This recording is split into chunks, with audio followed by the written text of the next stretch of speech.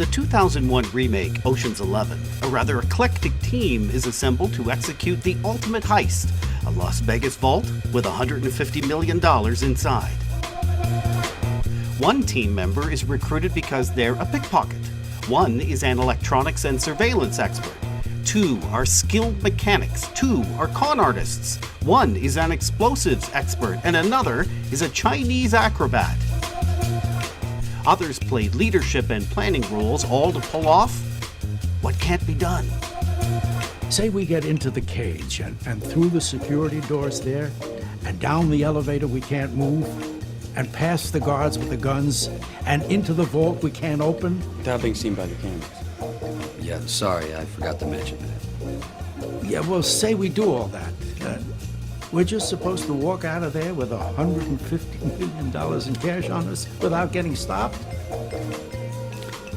Yeah. Today on Stories and Strategies, the 11 capabilities of a professional communications team. No one professional can have deep abilities in all these skills, but an ensemble team is worth its weight in gold.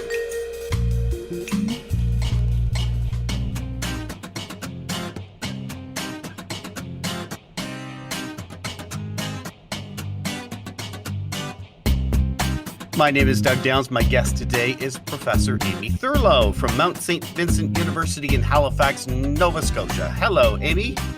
Hi, Doug. Thanks very much for having me with you today. Well, and thanks for being here. And I loved the short time that I got to spend in Halifax. I had really limited time. I was there on work, and I basically had an afternoon, and I had to choose between going up the hill to see the Citadel on a nice sunny day, or down the hill to Pier 21, which is where my mother arrived in Canada from England as a little girl in the Second World War. So down the hill I went, and it's an amazing place to see. Well, you couldn't go wrong. Those are both great options, up the hill or down the hill. You'll just have to come back, Doug, and see the Citadel another time and some of our other famous sites as well. We've got lots of history, as you've identified there. And we've also got some beautiful landscape and other nice tourist attractions. So fully intend to and spend more time in the province as a whole, because it's amazing. Great. Amy, you have your bachelor's degree in public relations from Mount St. Vincent, your Master of Arts from St. Mary's University, the one in Halifax, your APR accreditation in public relations through CPRS. You're also a fellow in CPRS, and your Ph.D. in management. As well, you are a professor of communication studies at Mount St. Vincent. Amy, the Global Alliance for Public Relations and Communications Management is a confederation of the world's major PR and communication management associations, representing about 280,000 practitioners and academics worldwide. The Global Capability Framework is intended as a benchmark for how individuals, professionals, and teams perform at their best. Tell me about the framework and how long this took to develop. Thank you. Yes. So the framework's been developed as part of an international research project. This was led by Professor Anne Gregory at Huddersfield University in the UK. But it involves researchers and professional associations from across 7 continents and 9 countries. And the project's been unfolding for the past 4 years. In the first 2 years, we established the components of the framework. So what that meant was each country-specific team carried out a similar research methodology and identified core capabilities in that country. So in Canada, I worked with Alex Sevigny, my colleague at McMaster University, and we conducted a 3-phase study. First, we used a Delphi technique. And what that means is we put together a panel of experts in public relations in Canada. So we sought out the PR thought leaders across the country, and we included experts from 3 groups: practitioners, employers, and educators. We asked this panel to individually identify for us their top 10 capabilities. And when we had established that list, we sent that sort of accumulated list around again to the experts, and we asked them to run through it again and see what they agreed with or what they wanted to change. We did actually 3 iterations of that process, and in the end we came out with a list of the top 10 capabilities that group of experts agreed with.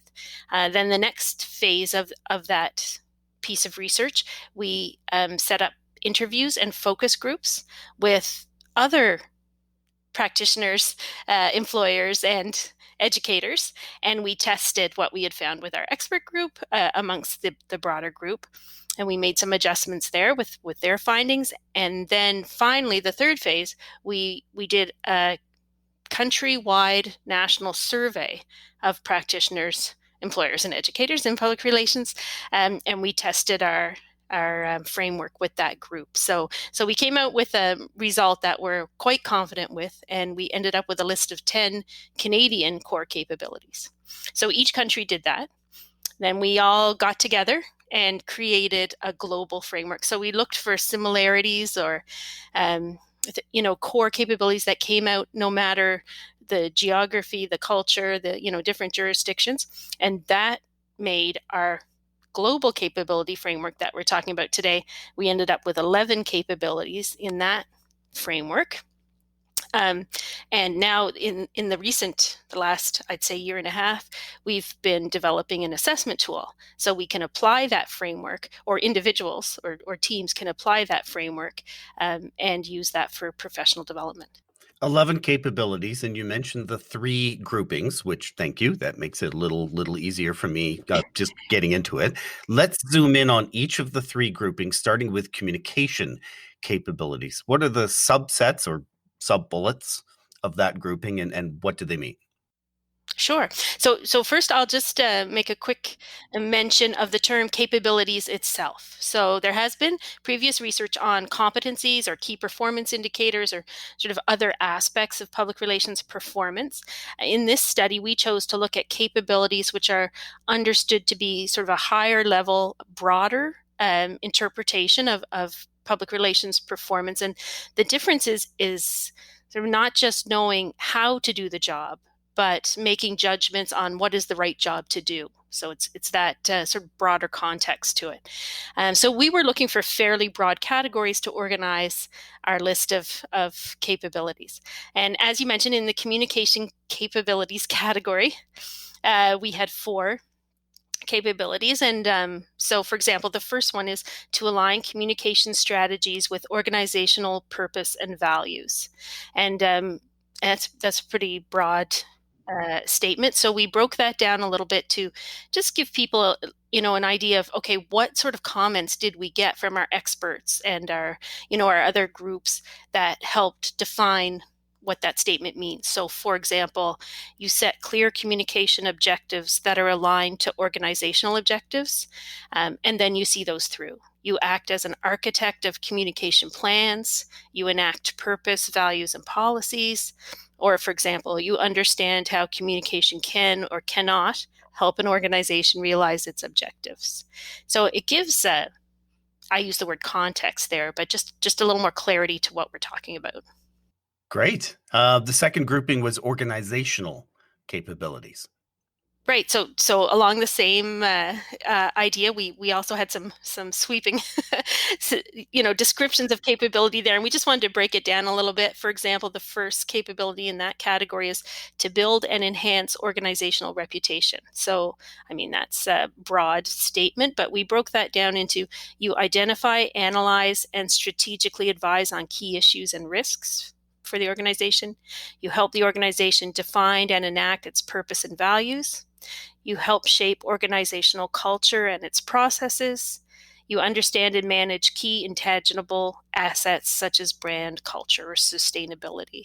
So it just gives the individuals using the tool a little bit more background about what these different capabilities entail.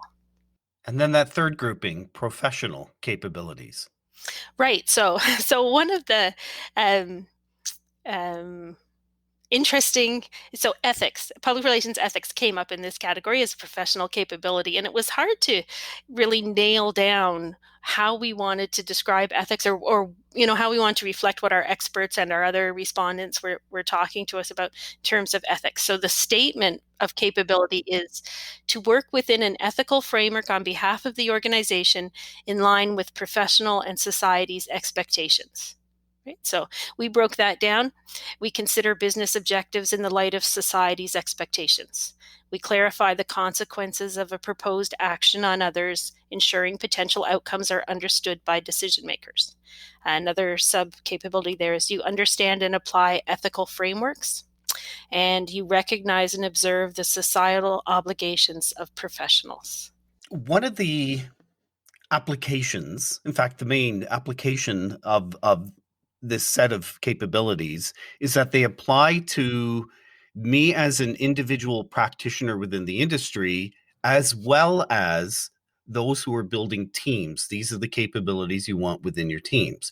When I read the report, every single bullet and sub-bullet, nodded my head, say, "Yup, I'm supposed to be able to do." And then the truth was, what was going on in the back of my mind was, well, I get that, but I know I'm not necessarily all that good at that particular part.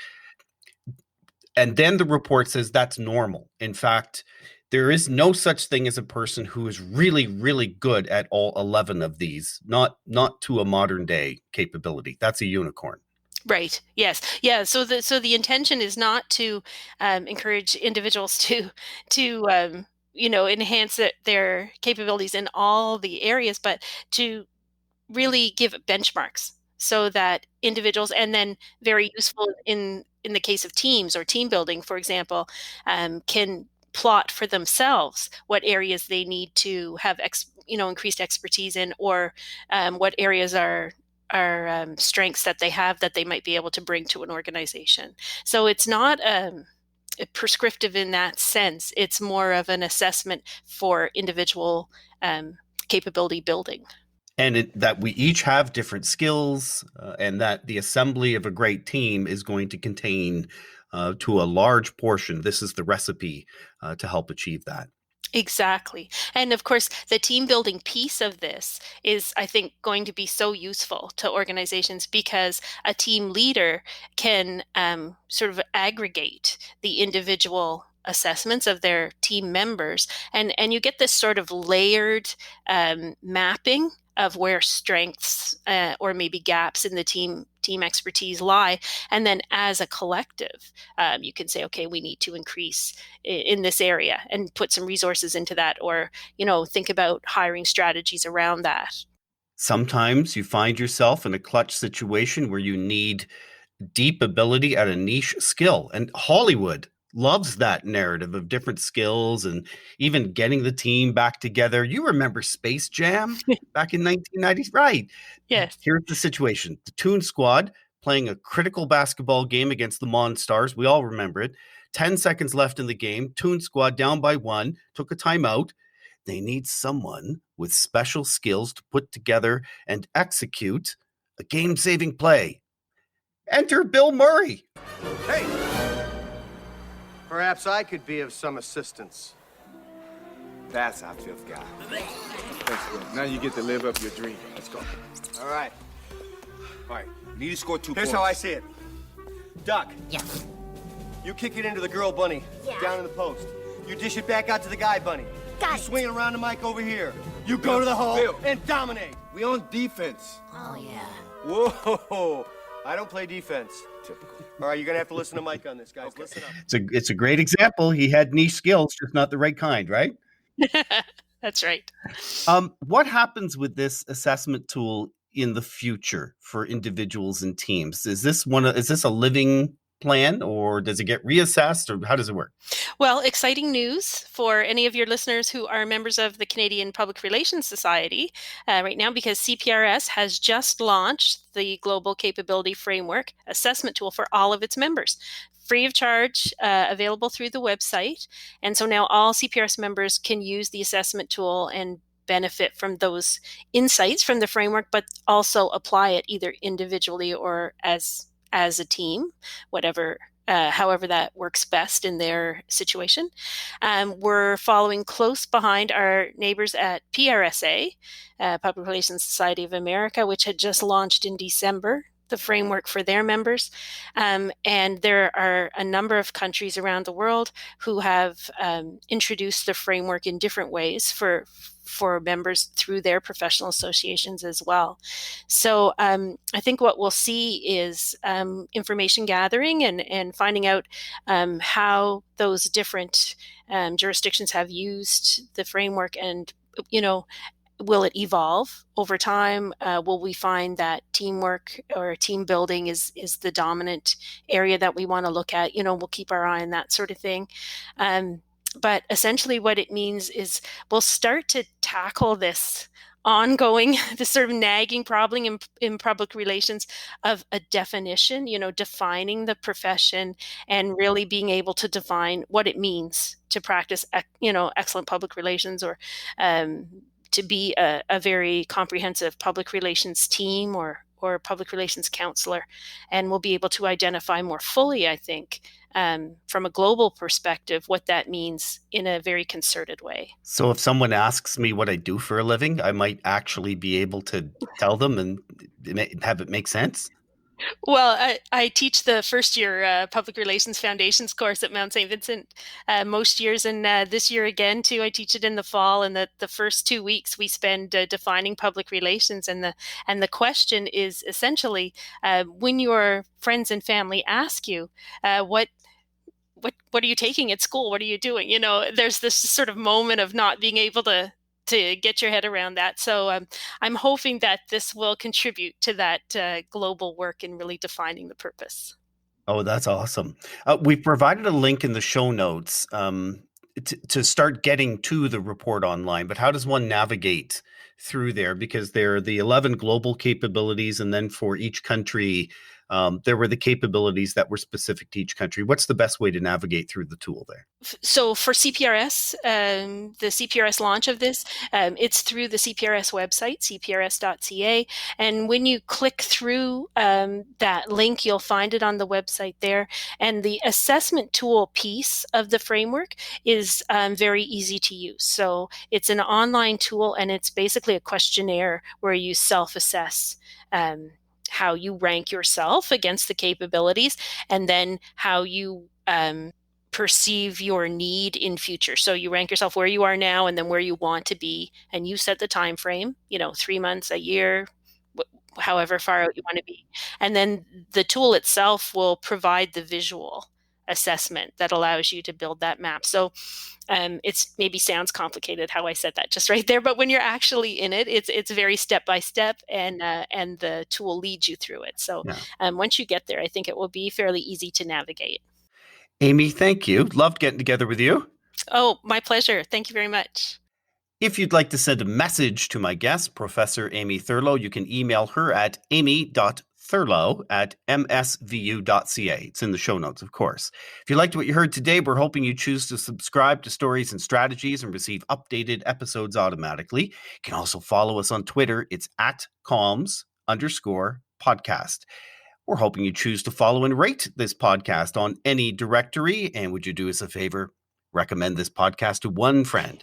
If you have an idea for an episode, you just want to tell us something, send us a note at info@jgrcommunications.com.